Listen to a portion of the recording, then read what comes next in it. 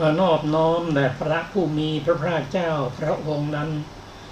ซึ่งเป็นผู้ไกลจากกิเลสตรัสรู้ชอบได้โดยพระองค์เองสวัสดีครับท่านผู้ฟังที่เคารพครับท่านผู้ฟังรับฟังรายการศึกษาพระพุทธศาสนาตามพระไตรปิฎกมีเสนอให้ท่านผู้ฟังทุกวันอาทิตย์ตั้งแต่เวลา15 นาฬิกาถึง 16 นาฬิกาดำเนินรายการโดยกระผมพันเอกธนัทเดชะ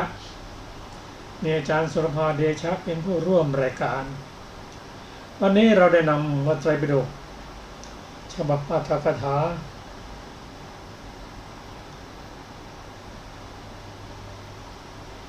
อุจจกนิกายคาถาธรรมบทมาศึกษากันเพราะว่ามาจากวันอาทิตย์ก่อนเราก็ได้ศึกษาพระสูตรติดต่อกันมาหลายสูตร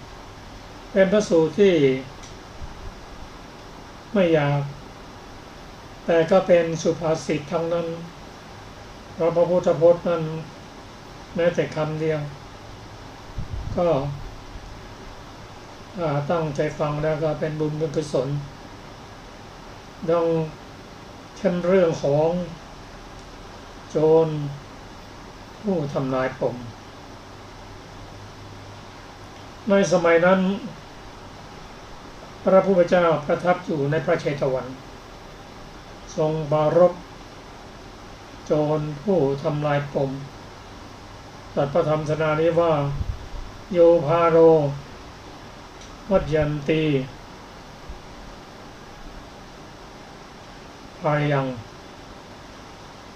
ก็โจรสองคนนั้นบางทีก็เป็นโจรหรือตั้งใจไม่ตั้งใจก็ได้เช่นโจรสองคนนี้ ไปฟังเทศน์ติดตามมหาชนไปฟังเทศน์แต่ความมุ่งหมายของโจรอีกคนหนึ่งมุ่งหมายที่จะเอาเงินอย่างเดียว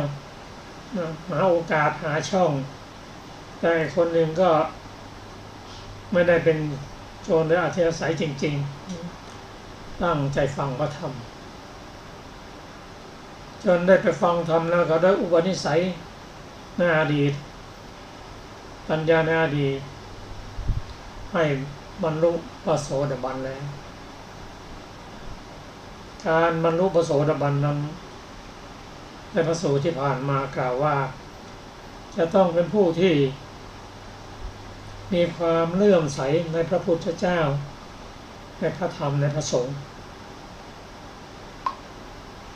เป็นผู้ที่ประกอบด้วยศีลอ่อนพระอริยใคร่ก็โจรที่บรรลุโสดาบันนั้นเขาไปฟังธรรมด้วยจิตใจเลื่อมใสในพระพุทธเจ้าพระธรรมพระสงฆ์และเป็นผู้ที่มีศีลในขณะนั้นคือ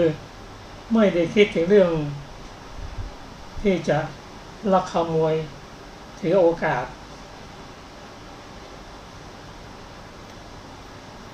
ดังนี้เท่านั้นการบรรลุโสดาบันนั้นต้องมีอุปนิสัยที่สั่งสมมาก่อน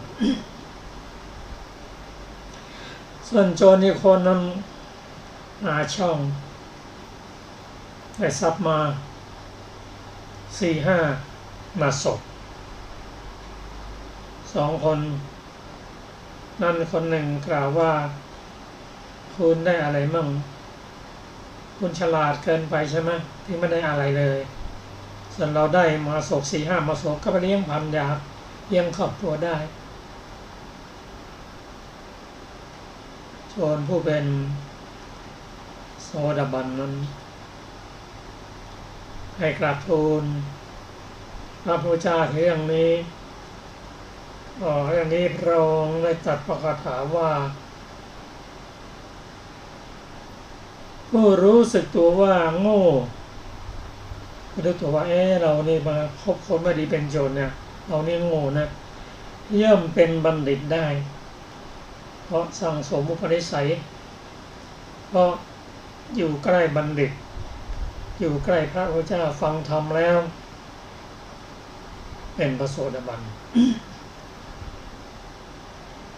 จากพระสูตรสุดนี้เราก็ได้ศึกษาคาถาที่พระองค์ตรัสไว้ว่าบุคคลใดโง่สำคัญตัวเองว่าเป็นคนโง่บุคคลนั้นจะเป็นบัณฑิตเพราะเหตุนั้นได้บ้างคือรู้ตัวว่าโง่แล้วรู้ตัวว่าโง่พอจะเป็นบัณฑิตได้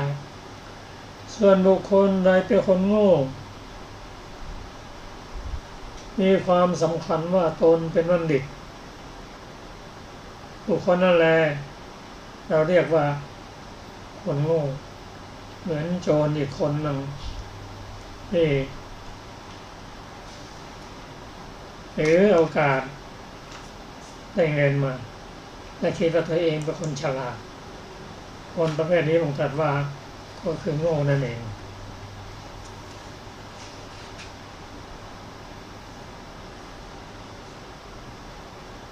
อีกพระสูตรหนึ่งที่เรียกว่าพระอุทายีเถระพระรูปนี้ก็บวชนานได้ฟังธรรมพอก็เลิกกันแล้วนั่งขึ้นไปนั่งบนธรรมะพอมีภิกษุผู้อคันตุกะเห็นว่าท่านนี้น่าจะเป็นผู้ที่มีความรู้ก็ได้ เรียนถามธรรมะอันเกี่ยวกับอภิธรรมขันธ์ยตนะธาตุไม่รู้เรื่องเลย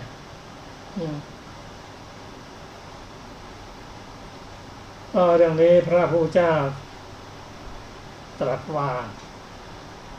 ถ้าคนพาลคืออะไรคิดไม่ดีพูดไม่ดีทำไม่ดีทำอะไรก็ไม่เป็นประโยชน์ตนไม่เป็นประโยชน์ท่านไม่เป็นทั้งประโยชน์ทั้งสองแม้จะเข้าไปนั่งใกล้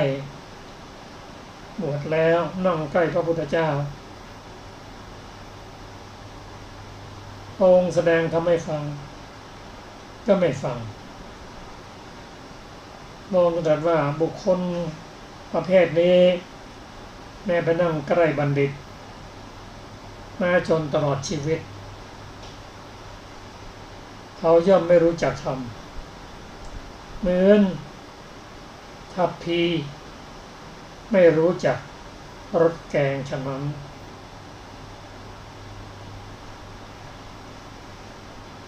ในคนพาลไม่สนใจอยู่ใกล้พระพุทธเจ้าจนตลอดชีวิตก็ไม่รู้ธรรมก็เหมือนทัพพีไม่รู้จักรสแกงฉะนั้นเราจะน้อมมาพิจารณาว่าสมัยนี้เราพอจะเข้าไปนั่งใกล้พระพุทธเจ้าได้ไหมเพื่อฟังธรรมจากท่านเพื่อจะได้มีความรู้ซึ่งเรื่องนี้พระนนท์กราบทูลพระผู้มีพระเจ้าว่าพระพุทธเจ้าข้าหลังที่พระองค์เสด็จดับขันธ์นิพพานแล้วพระองค์จะทรงตั้งใครเป็นศาสดาแทนพระองค์พระองค์ตรัสว่าโน้นเราไม่แต่งตั้งใครแต่พระธรรมวินัยที่เราตรัสแล้วบัญญัติแล้วนั่นแหละจะเป็นเสมือนเราเป็นครูอาจารย์นั่นหมายความว่าพระธรรมคำสอนที่จะตรัสไว้และบันทึกไว้เขียนไว้ในพระไตรปิฎกแต่ละอักษรก็เป็นตัวแทนของพระพุทธเจ้านั่นแหละถ้าเรามีศรัทธาในพระองค์มีความเคารพพระองค์นำพระไตรปิฎกมาศึกษาด้วยความนอบน้อมถ่อมตน ก็เป็นเสมือนหนึ่งพระองค์มาแสดงธรรมประทับอยู่ใกล้ๆเท่านั้นเองเพราะฉะนั้นวันนี้เรามาศึกษาพระธรรมคำสอนของพระองค์ก็เหมือนพระองค์ได้เสด็จประทับมาใกล้ๆเรามันเองเราตั้งใจศึกษาแล้วเราย่อมรู้ธรรม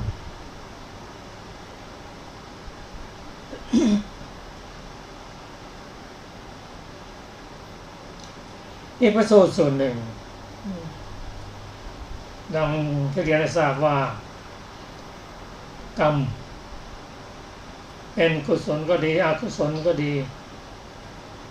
สั่งสมไว้ย่อมติดตามมาตลอดทุกชาติ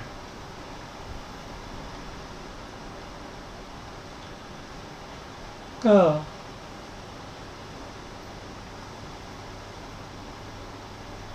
มีสหาย30 ท่านนั้นแสวงหาหญิงอยู่ต้องการหญิงในการนั้นสหายทั้งหมดเที่ยว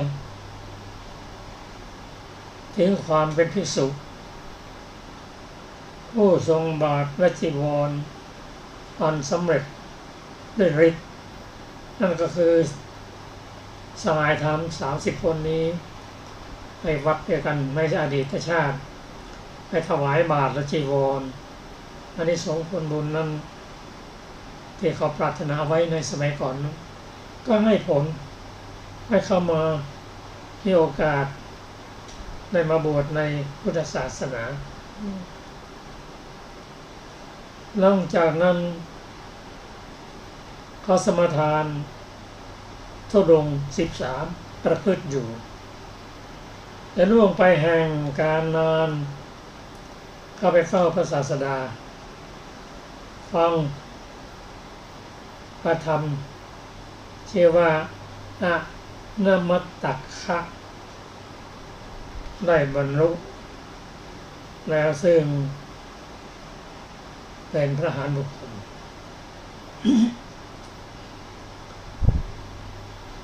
ธุดงค์13นั้นเป็นการปฏิบัติที่เคร่งมากบิณฑบาตเป็นวัดอาศัยป่าเป็นวัดใช้ผ้าบางสกุลเป็นวัดเป็นผู้สงบสงัด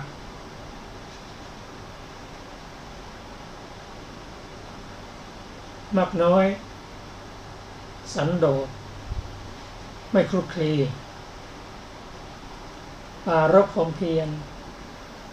ปรารภเรื่องศีลสมาธิปัญญาญาณทัศนะ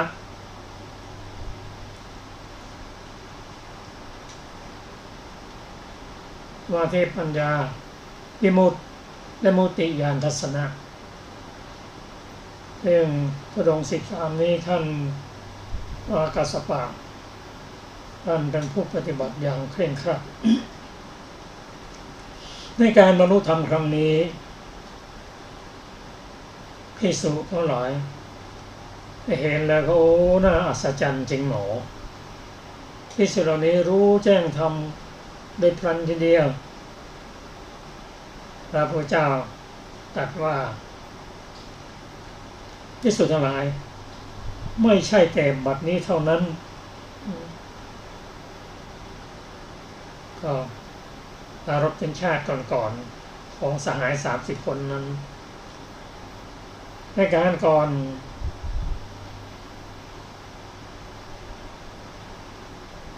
ได้ฟังธรรมเทศนาของอุกระชื่อมหาคุณทิละทุกสิ่งทุกอย่างไม่ได้เกิดขึ้นลอยๆมีเหตุมีผลนั้นแต่กระทำมาปฏิบัติมาปรารถนาจะเป็นภิกษุถวายบาตรและจีวรผู้ได้ถวายบาตรและจีวรมาก่อนนั้นพอจะได้เป็นเข้ามาบวชในพุทธศาสนา บาทจีวรก็ได้ด้วยฤทธิ์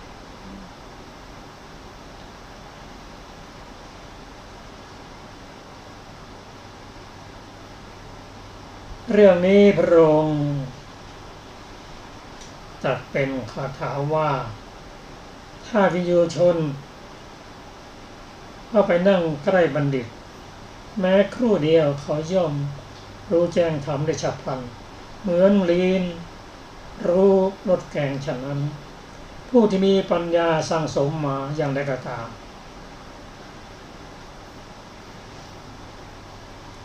ถ้าได้ฟังธรรมจากพระพุทธเจ้าจึงจะสำเร็จเป็นพระอรหันต์มีปัญญาจริงถ้ามันได้ฟังธรรมจากพระเจ้าแล้วก็ไม่สามารถบรรลุธรรมได้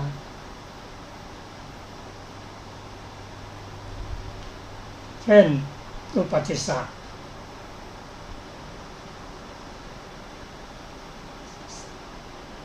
หรือภาษาดิบุตรสั่งสมปัญญามายาวนานเพื่อจะได้เป็นอัคคสาวกเวียงฝามาถึงชาติสุดท้ายในสายพระเจ้าของเราก็ได้ฟังธรรมของพระพุทธเจ้ากันซึ่งท่านอัสสชิแสดงให้ฟังจึงได้สำเร็จเป็นพระโสดาบันฟังธรรมอีกครั้งหนึ่งที่สุกรคาตาหลังจากบวชได้15 วันฟังธรรมจากพระเจ้าแล้วจึงได้สำเร็จเป็นพระอรหันต์สมแล้วพระองค์ตรัสว่าถ้าวิญโยชนเข้าไปนั่งใกล้บัณฑิตแม้ครู่เดียวย่อมรู้แจ้งธรรมได้ฉับพลันเหมือนลิ้นรู้รสแกงฉะนั้น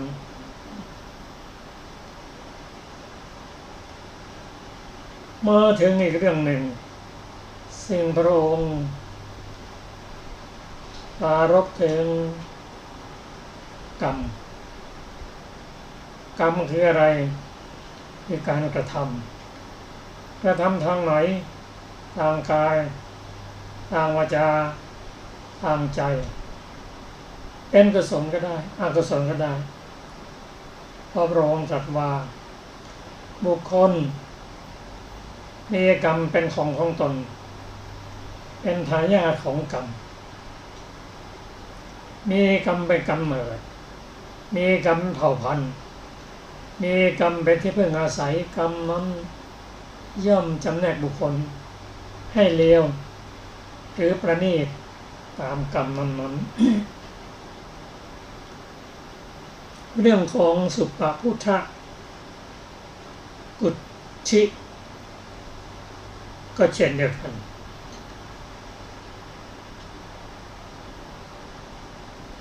ทำกรรมในอดีต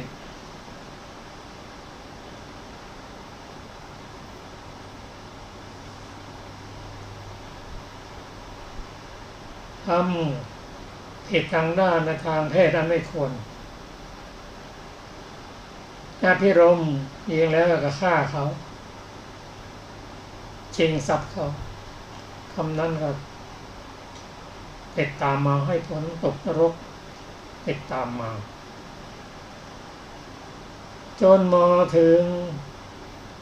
ชาติที่เกิดในสมัยเกิดร่วมสมัยพระพุทธเจ้าเป็นยาจกเข็นใจเป็นโรคประจำตัวอันนี้ก็เป็นผลเรียกว่าจากอกุศลกรรมจากกุศลก็มีที่ทำไว้คนเราบางคนไม่ได้ทำชั่วตลอดหรอกดีมั่งไม่ดีมั่งกุศลอกุศลมั่งตอนนี้มีโอกาสเข้ามาฟังธรรมนั่งอยู่ท้ายมหาชนนั่นนะทำไมต้องนั่งอยู่ท้ายเลยเพราะตัวเองนั้นเป็นหน้ารังเกียจเป็นโรคผิวหนังเป็นคนยากจนเข็นใจ ด้วยอุปนิสัยที่สั่งสมมา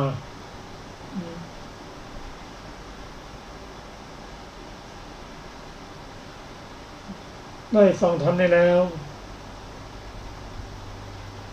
ได้เป็นพระโสดาบัน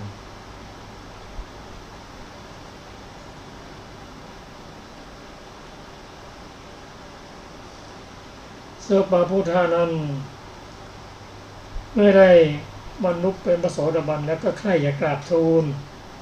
คุณธรรมที่ได้ฟังธรรมจากพระพุทธเจ้าแต่ไม่สามารถจะกล่าวได้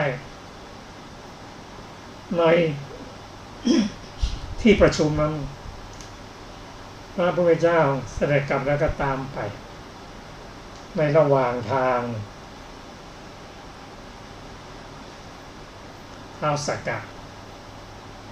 หรือพระอินทร์เสด็จลงมา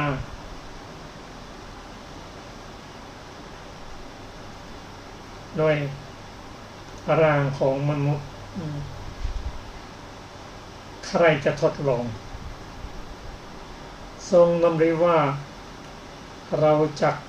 ทดลองนายสุปพุทธกุฏินั้นเสด็จไปยืนในอากาศแล้ว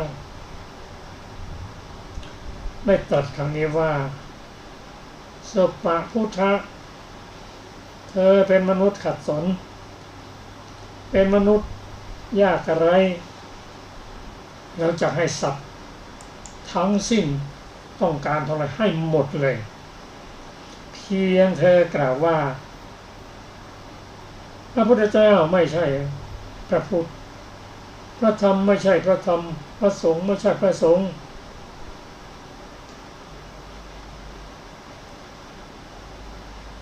อย่าเลยด้วยพระพุทธเจ้าแก่เราอย่าเลยด้วยพระธรรมแก่เราอย่าเลยด้วยพระสงฆ์แก่เราสุปพุทธเจ้าได้ฟังมาแล้วก็กล่าวกับท้าวสักกะว่าท่านเป็นใครท้าวสักกะกล่าวว่าเราเป็นท้าวสักกะเราเป็นพระอินทร์สุปพุทธะกล่าวว่าท่านเป็นอันธพาลเป็นผู้ไม่มียางอายท่านเป็นผู้ไม่สมควรจะพูดกับเราไม่ไล่ให้ไปนั่นแหละท่านพูดกับเราว่าเราเป็นคนเข็นใจขัดสนเป็นคนกำพร้าเราไม่ใช่คนเข็นใจเราไม่ใช่คนขัดสนเราไม่ใช่เป็นผู้ถึงความยากอะไรต่างๆแต่เราเป็นผู้มีความสุขมีทรัพย์มากทรัพย์ของเราคืออะไรคือทรัพย์7ประการนะแก่ศรัทธา1ศีล2หิริ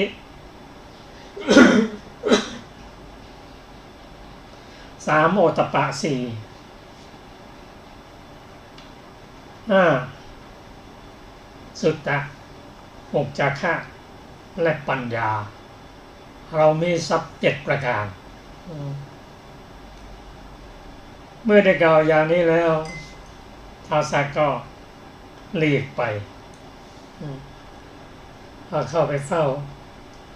พระพุทธเจ้าแต่พระอินทร์นั้นถึงก่อนมาเข้าไปเฝ้าพุทธก่อนกราบทูลว่าทดลองสุปพุทธะแล้วเขาไม่ยอมพูดแม้จะให้ทรัพย์เท่าไหร่ว่าพระพุทธเจ้าไม่มีพระสงฆ์ไม่มีเขาไม่ยอมพูดไม่ต้องการเขาบอกเขามีทรัพย์แล้วซึ่งเรื่องนี้พระพุทธเจ้าตรัสว่าท้าวสักกะทั้งร้อยทั้งพัน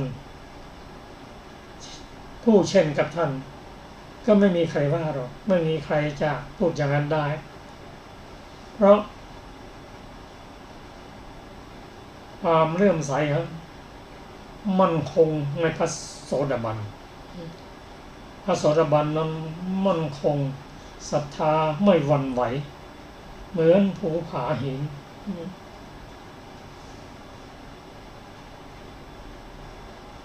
ส่วนนายสุปพุทธานั้นไปถึงสำนักของพระเจ้าแล้วมีความสุขมีความบันเทิงกราบทูลแล้วก็ลุกจากอาสนะหลีกไปขณะนั้นโคแม่ลูกอ่อนซึ่งเป็นนางยักษินีซึ่งตั้งความปรารถนาว่าบุคคลนี้อภิรมย์เราแล้วยังฆ่าเราเอาทรัพย์ของเราไปด้วยปรารถนาที่จะแก้แค้นก็สมแล้ว ในวันนี้ก็เฟ็ดสุปพุทธะสิ้นชีวิตแสดงเห็นการให้ผลของกรรมสุดท้ายก็คือกรรมที่เป็นกุศลในเป็นพระโสดาบันกรรมที่เป็นอกุศลก็คือไปทำผิดกับหญิงที่ลวงเข้ามาอภิรมย์แล้วก็ฆ่าเขามายักษินีเนี่ยก็แปลงกายเป็นโขแม่ลูกอ่อนสิ้นชีวิตสิ้นชีวิตไป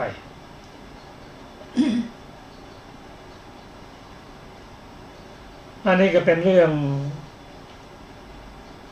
กรรมและผลของกรรม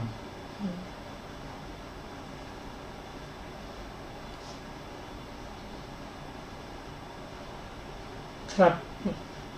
เราจะมีพระสูตรที่จะศึกษากันต่อในวันนี้ก็ขอเชิญอาจารย์สุรภาสวัสดีค่ะท่านผู้ฟังทุกท่าน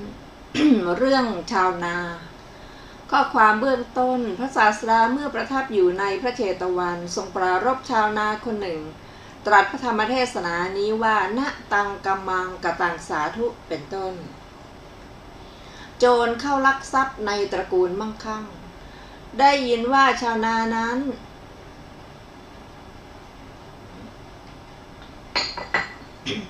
ไถนาแห่งหนึ่งอยู่ในที่ไม่ไกลจากกรุงสาวัตถีพวกโจรเข้าไปสู่พระนครโดยท่อน้ำทำลายอุโมงค์ในตระกูลมั่งคั่งตระกูลหนึ่งเข้าไปถือเอาเงินและทองเป็นอันมากแล้วก็ออกไปโดยทางท่อน้ำนั่นเองโจรคนหนึ่งลวงโจรเหล่านั้นกระทำถุงที่บรรจุทรัพย์1,000 ถุงหนึ่งไว้ที่เกลียวผ้าแล้วไปถึงนานั้นแบ่งพันธะกับโจรทั้งหลายเหล่านั้นแล้วพากันเดินไปอยู่ไม่ได้กำหนดถึงถุงบรรจุทรัพย์1,000ที่ตกลงจากเกลียวผ้าพระศาสดาทรงเล็งเห็นอุปนิสัยของชาวนาในวันนั้นเวลาใกล้รุ่งพระศาสดาทรงตรวจดูสัตว์โลกทรงเห็นชาวนานั้นผู้เข้าไปในข่ายคือพระญาณของพระองค์แล้วทรงใคร่ครวญอยู่ว่าเหตุอะไรหนอแลจักมี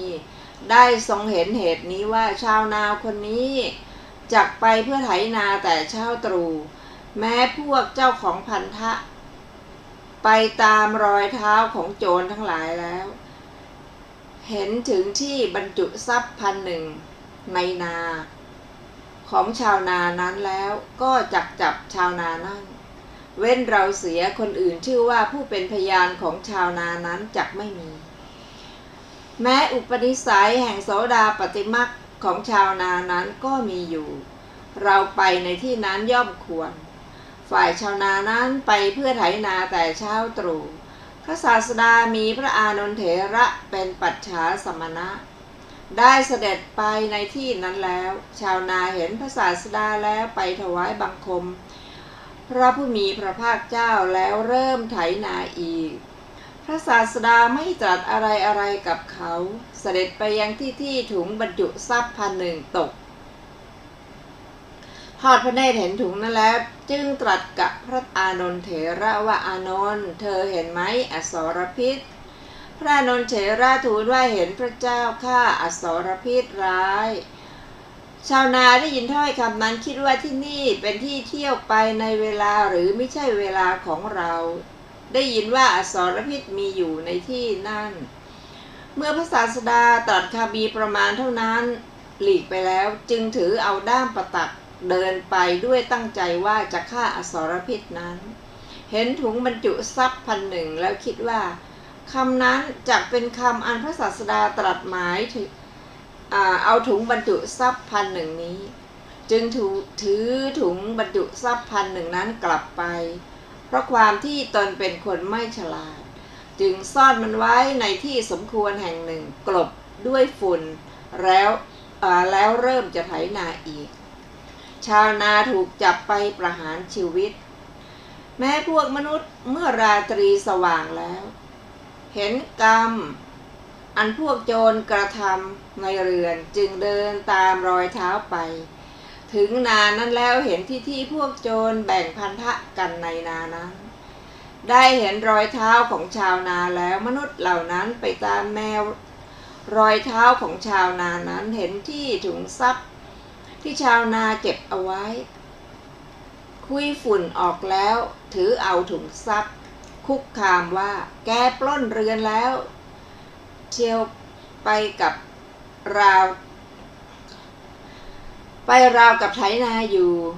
โบยด้วยท่อนไม้นำไปแสดงแก่พระราชาแล้วพระราชาทรงสดับความเป็นไปนั้นแล้วจึงรับสั่งให้ประหารชีวิตชาวนานั้นพวกราชบุรุษมัดชาวนานั้นให้มีแขนไพร่หลังเคี่ยนด้วยหวายนำไปสู่ตะแลงแกงแล้วชาวนานั้นถูกราชบุรุษเคี่ยนด้วยหวายไม่กล่าวคำอะไรกล่าวอยู่ว่าเห็นไหมอานนท์อสรพิษเห็นพระเจ้าข้าอสรพิษเดินไปอยู่ครั้งนั้นพวกราชบุตรถามเขาว่าแกกล่าวถ้อยคำของพระศาสดาและพระอานนท์เท่านั้นนี่ชื่ออะไรเมื่อชาวนาตอบว่าเราเมื่อได้เฝ้าพระราชาจึงจักบอกจึงนำไปสู่สำนักของพระราชากราบทูลความเป็นไปนั้นแด่พระราชาแล้วชาวนาพ้นโทษเพราะอ้างพระศาสดาเป็นพยานลำดับนั้นพระราชาตรัสถามชาวนานั้นว่าเพราะเหตุไรเจ้าจึงกล่าวดังนั้นแม้ชาวนานั้นกราบทูลว่าข้าแต่สมมุติเทพข้าพระองค์ไม่ใช่โจรแล้วก็กราบทูลเรื่องนั้นทั้งหมดแด่พระราชาจำเดิมแต่การที่คนออกไปเพื่อต้องการจะไถนาพระราชาทรงสดับถ้อยคำของชาวนานั้นแล้วตรัสว่าพระนายชาวนานี้อ้างเอาพระศาสดาผู้เป็นบุคคลเลิศในโลกเป็นพยานเราจะยกโทษแก่ชาวนานี่ยังไม่สมควรเราจักรู้สิ่งที่ควรกระทำในเรื่องนี้ดังนี้แล้วทรงพาชาวนานั้นไปยังสำนักของพระศาสดาในเวลาเย็นทูลถามพระศาสดาว่าข้าแต่พระผู้มีพระภาคพระองค์ได้เสด็จไปสู่ที่ไถนาของชาวนานั้นกับพระอานนท์เถระแลหรือพระศาสดาตอบว่าขอถวายพระพรมหาบพิตรพระราชาตรัสพระองค์ทอดพระเนตรเห็นอะไรในนานั้นพระศาสดาถุงทรัพย์1,000 มหาบพิตรพระราชาก็ตรัสว่าทอดพระเนตรเห็นแล้วได้ตรัสคำอะไรพระศาสดาก็ตรัสว่าคำชื่อนี้มหาบพิตรพระราชาพระเจ้าข้าถ้าบุรุษนี้จักไม่ได้กระทำการอ้างบุคคลผู้เช่นกับด้วยพระองค์แล้วไซเขาจักไม่ได้ชีวิตแต่เขากล่าวคำที่พระองค์ตรัสแล้วจึงได้ชีวิตหัวข้อไม่ควรทำกรรมที่ให้ผลเดือดร้อนในภายหลังพระศาสดาทรงสดับพระราชดำรัสนั้นแล้วตรัสว่าขอถวายพระพรมหาบพิตร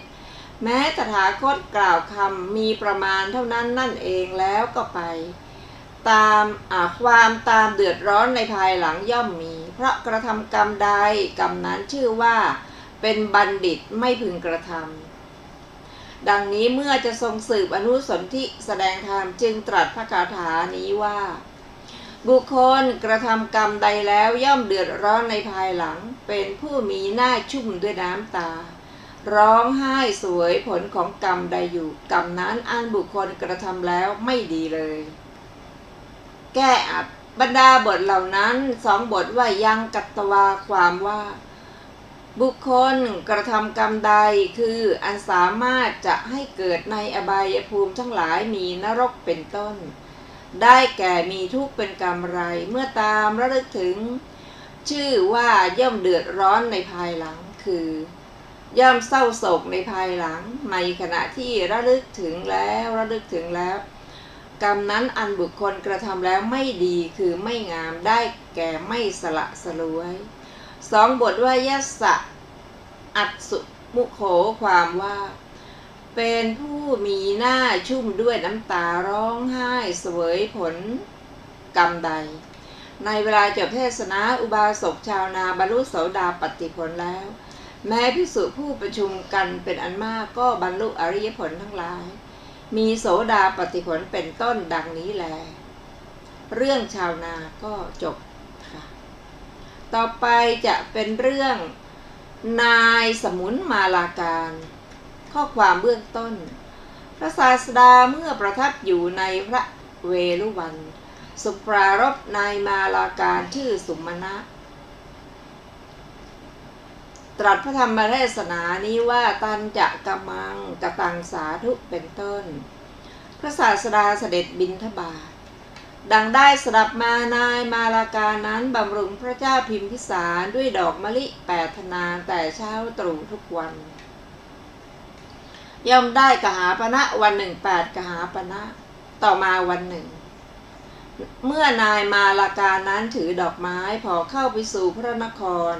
พระผู้มีพระภาคเจ้าอันภิกษุสงฆ์หมู่ใหญ่แวดล้อมทรงเปล่งพระรัศมีมีพรรณะ6เสด็จเข้าไปสู่พระนครเพื่อบิณฑบาตด้วยพระพุทธานุภาพอันใหญ่ด้วยพระพุทธลีลาอันใหญ่แท้จริงในการบางคราวพระผู้มีพระภาคทรงปิดพระรัศมีมีพรรณะ6ด้วยจีวรแล้วเสด็จไปเหมือนภิกษุผู้เที่ยวบิณฑบาตเป็นวัดรูปใดรูปหนึ่งเหมือนเสด็จไปต้อนรับพระองคุลิมานสิ้นทางตั้ง30 โยชน์ในการบางคราวทรงเปล่งพระรัศมีมีพรรณะ6เหมือนทรงเปล่งในเวลาเสด็จเข้าไปสู่กรุงกบิลพัสเป็นต้นแม้ในวันนั้นพระผู้มีพระภาคเจ้าทรงเปล่งพระรัศมีมีพรรณะ6จากพระสรีระเสด็จเข้าไปสู่กรุงราชคฤห์ด้วยพระพุทธานุภาพอันใหญ่ด้วยพระพุทธลีลาอันใหญ่นายมาลาการบูชาพระศาสดาด้วยดอกไม้ครั้งนั้นนายมาลาการเห็นอัตภาพพระผู้มีพระภาคเจ้าเช่นกับด้วยรัตนะอันมีค่าและทองอันมีค่า แลดูพระสรีระซึ่งประดับแล้วด้วยมหาปุริสลักษณะ32มีส่วนความงามด้วยพระสิริคืออนุพยัญชนะ80มีจิตเลื่อมใสแล้วคิดว่าเราจักทำการบูชาอันยิ่งแด่พระศาสดาอย่างไรหนอแลเมื่อไม่เห็นสิ่งอื่นจะคิดว่าเราจักบูชาพระผู้มีพระภาคเจ้าด้วยดอกไม้เหล่านี้คิดอีกว่าดอกไม้เหล่านี้เป็นดอกไม้สำหรับบำรุงพระราชาประจำพระราชาเมื่อไม่ทรงได้ดอกไม้เหล่านี้พึงให้จองจำเราบ้างพึงให้ฆ่าเราบ้างพึงขับไล่เสียจากแว่นแคว้นบ้างเราจะทำอย่างไรหนอแลครั้งนั้นความคิดอย่างนี้ได้มีแก่นายมาลาการนั้นว่าพระราชาจะทรงฆ่าเราเสียก็ตามขับไล่เสียจากแว่นแคว้นก็ตามก็พระราชานั้นแม้เมื่อพระราชทานแก่เราพึงพระราชทานทรัพย์สัก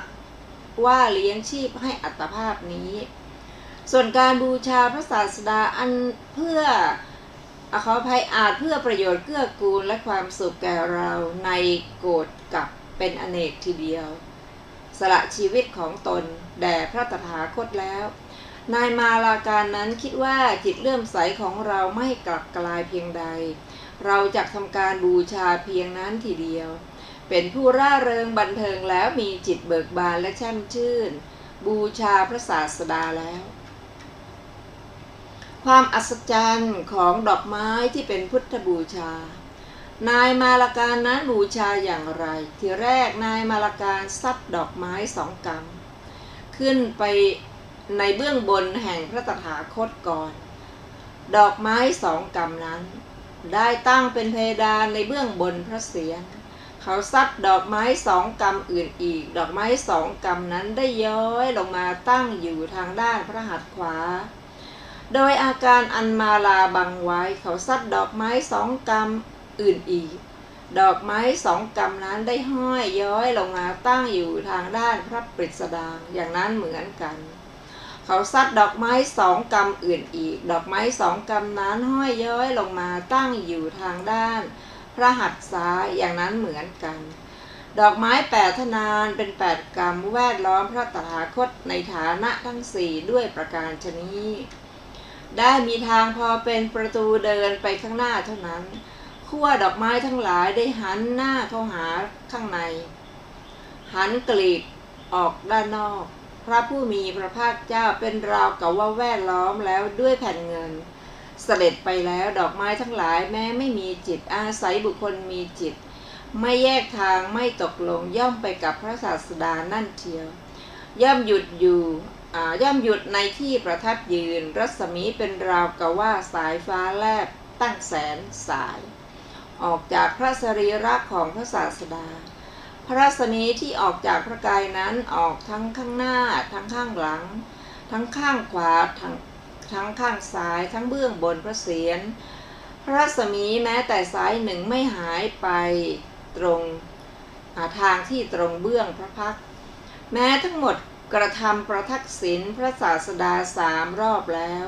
รวมเป็นพระรัศมีมีประมาณเท่าลำตาหนุ่มพุ่งหน้าไปพุ่งตรงไปข้างหน้าทางเดียวนายมาลาการบอกแก่ภรรยานครทั้งสิ้นเรื่องลือแล้วบรรดาชน18 โกฏคือในภายในนคร9 โกฏภายนอกนคร9 โกฏชายหรือหญิงแม้คนหนึ่งชื่อว่าจะไม่ถือเอาภิกษาออกไปย่อมไม่มีมหาชนบรรลือสีหนาฏทำการยกท่อนผ้าขึ้นตั้งพันอยู่ข้างหน้าของพระศาสดาเทียวแม้พระศาสดาเพื่อจะทรงทำคุณของนายมาลาการให้ปรากฏได้เสด็จเที่ยวไปในพระนครประมาณ3 ขาวุธโดยหนทางเป็นที่เที่ยวไปด้วยกลองนั่นเอง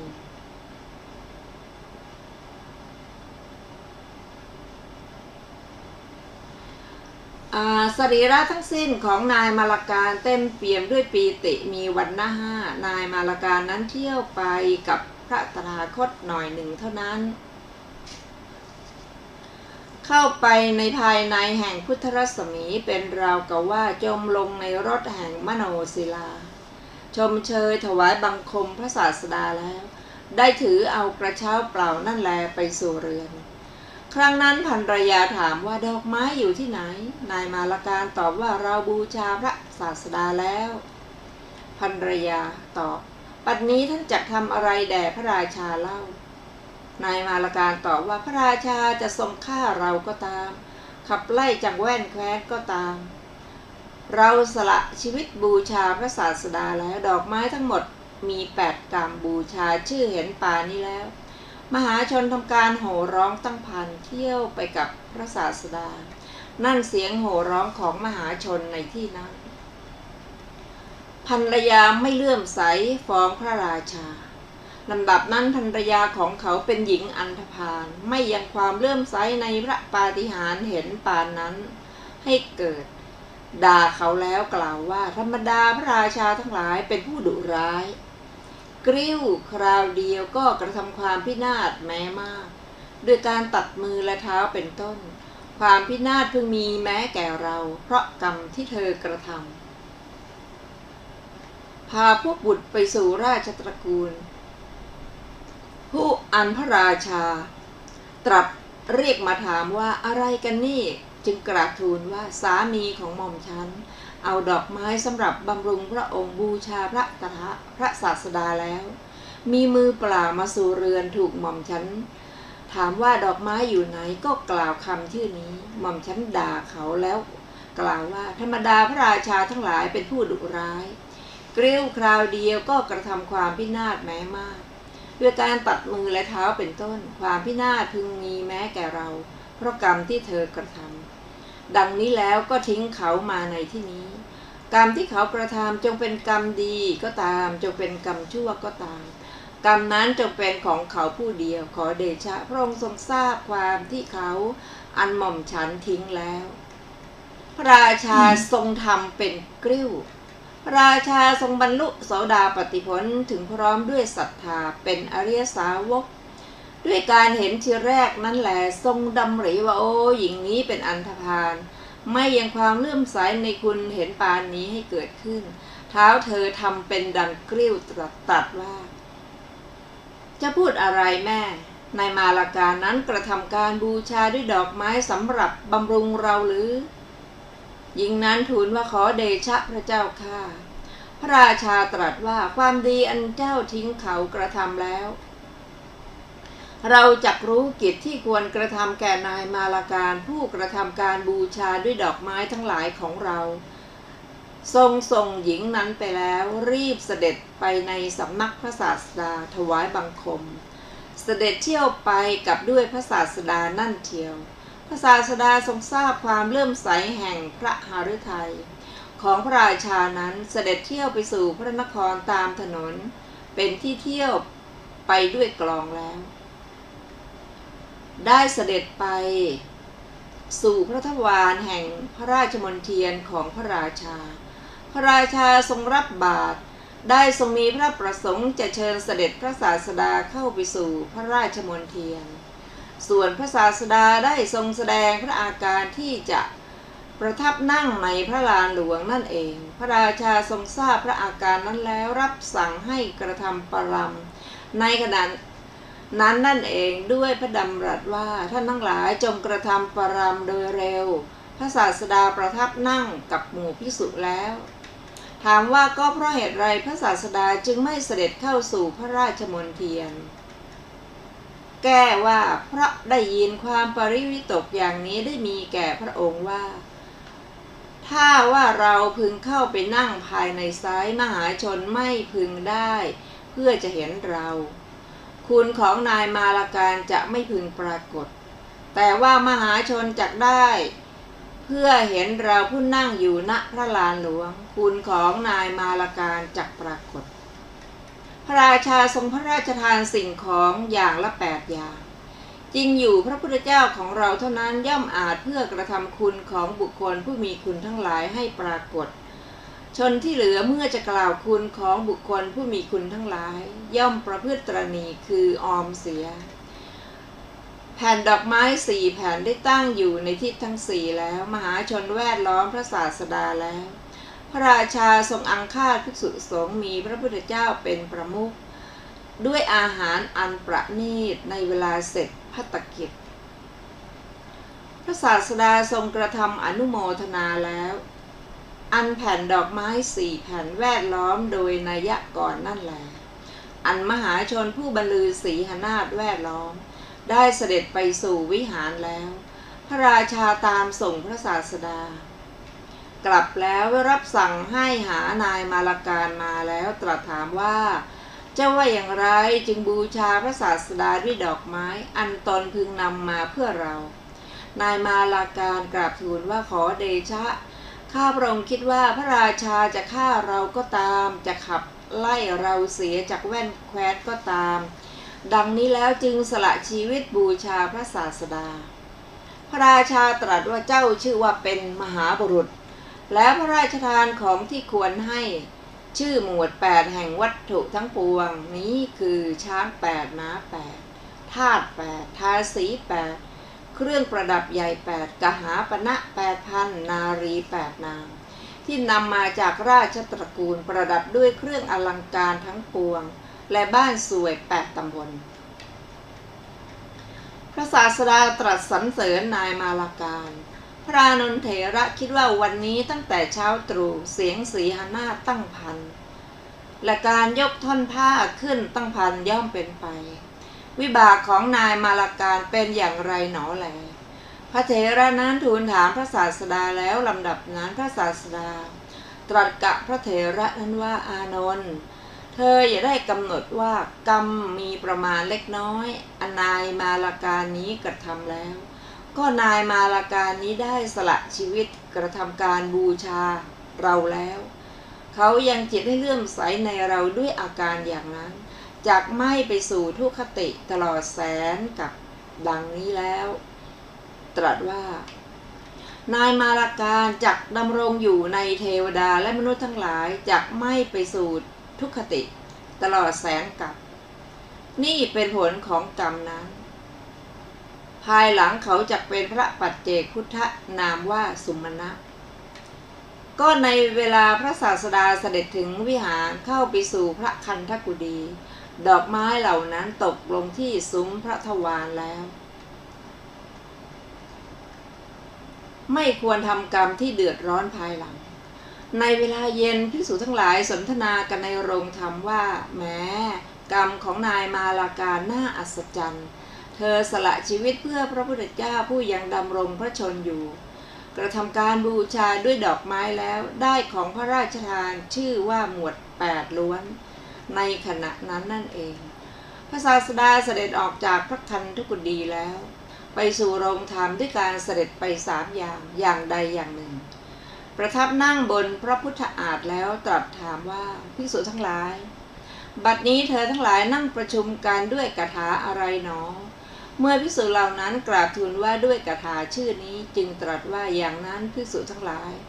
ความเดือดร้อนในภายหลังย่อมไม่มีโสมนัสเท่านั้นย่อมเกิดขึ้นในขณะที่ระลึกแล้วเพราะบุคคล